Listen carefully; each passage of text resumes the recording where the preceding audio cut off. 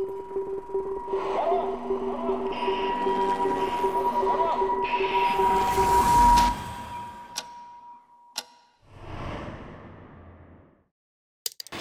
тобой отдельно поговорим, если будешь так себя вести.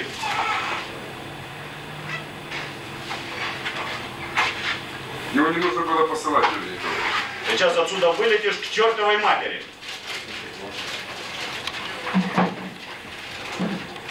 И прекратите, я тут командир, я тут младший и так далее.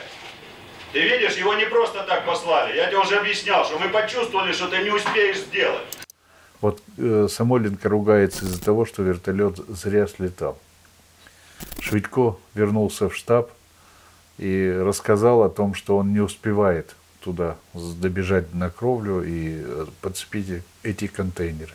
А в это время как раз вертолет там летал. Он бы успел. Но он пришел в штаб вместо того, чтобы быть у контейнеров. Я все сделал уже. Все сделал, значит, контейнеры должны были быть в завале. Я их сейчас сам отыщу.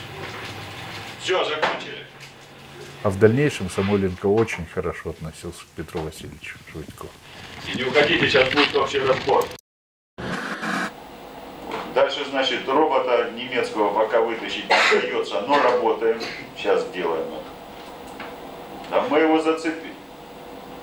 Мы его зацепили давно уже, робота. Сдернуть не можем, он сел на графитовый блок. Вытаскивание робота немецкого из-под трубы был заявлен вертолет. Но мы этого робота не подготовили, не могли вытащить его из-под трубы на открытое пространство, там, где мог подлететь вертолет и захватить замком этого робота. Поэтому Самойленко и так говорит. Вот и лебедкой ничего не получается, крутится он на этом блоке, ничего не выходит. 3,5 тонны. Значит, ну сейчас работаем. Дальше, значит, на зоне N идет очистка. Примерно половина зоны добили.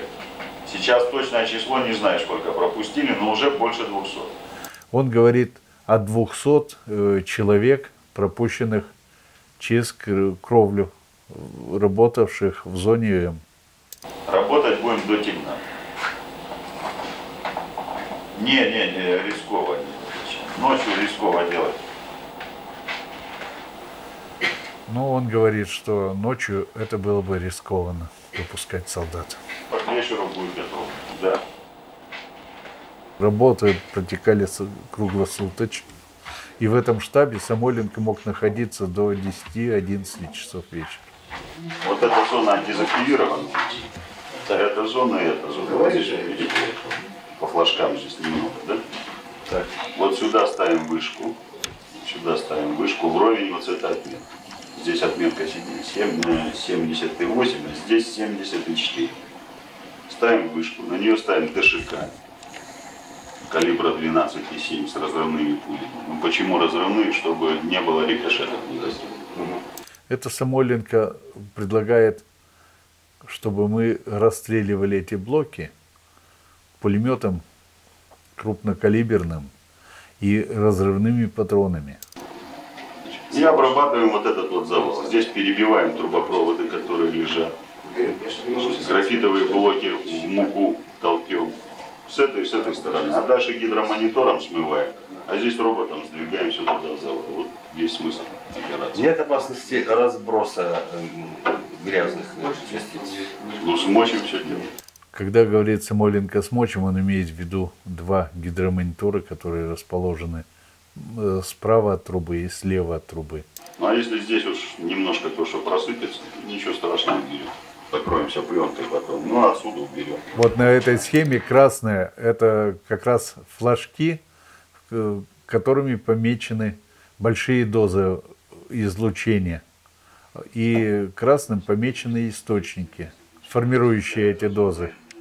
Доза уменьшалась, поэтому белые флажки и появлялись. Вот белый флажок. Вот белый флажок, вот белый флажок. Вот, например, вот этот флажок, на нем написано 500 рентген в час. Наверняка в течение дня на эта надпись менялась. И за внедрение их на эту карту как раз отвечала дозиметрическая служба. Ну, вот это вот красное, это ваш покорный слуга и вырезал. И причем замену этих флажков мы делали несколько раз в день. А что значит закроемся пленкой, Юрий Николаевич? Пленкой связать достаточно активно. Потом ее в конце Специальным концов составом, стереть. да? Да, состав. Вот Спасибо. такой планчик намечаем на 24 на 7 утра. Мы найдем какую-нибудь точку для того, чтобы поставить оператора и еще одного человека, чтобы корректировать огонь при помощи кинокамеры. Мы там сможем снимать, как вы думаете? Мы вас очень просим. Идем, я думаю. Это с 6 утра, но там операция будет очень интересная. Если мы не сдернем этого, Немецкого робота. то придется его расстрелять там разрывными пулями. Молодец, Самойленко. Если робота до сих пор не удалось сдвинуть с того места, где он застыл, то он предлагает его тогда и расстрелять из ДШК, и это ему доставит удовольствие. Я думаю так. Но ненавистные эти были роботы из-за того, что они часто глохли в нужный момент. А он очень похож на тигра ездили, так я посмотрел. В миниатюре. Должно, конечно, здорово получиться. Мы эту идею давно вынашивали.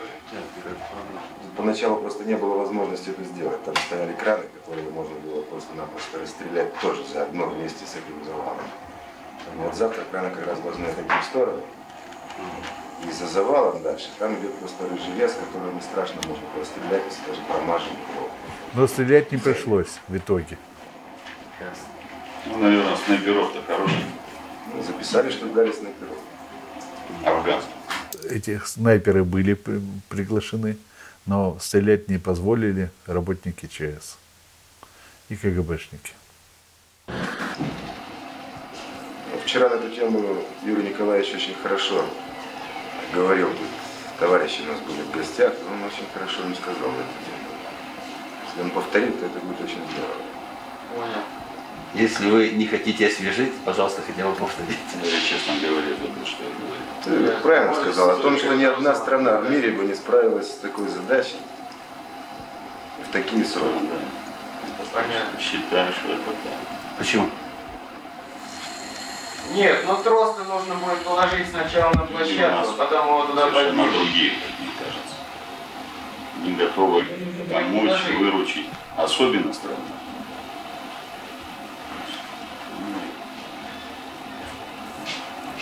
Когда стране трудно. И никогда ее не будет.